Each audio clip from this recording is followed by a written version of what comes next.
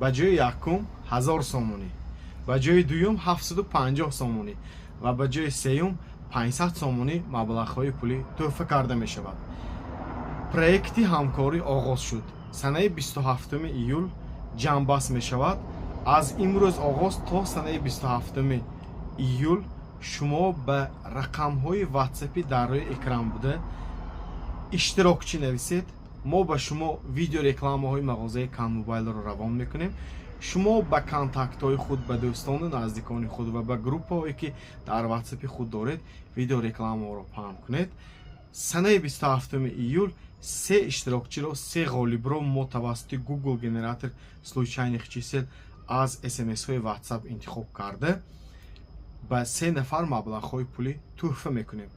агар дилатон шубҳа дошта бошад, метавонед рӯзи бозӣ омада иштирок кунед. ба ҳамаи шумо бурд.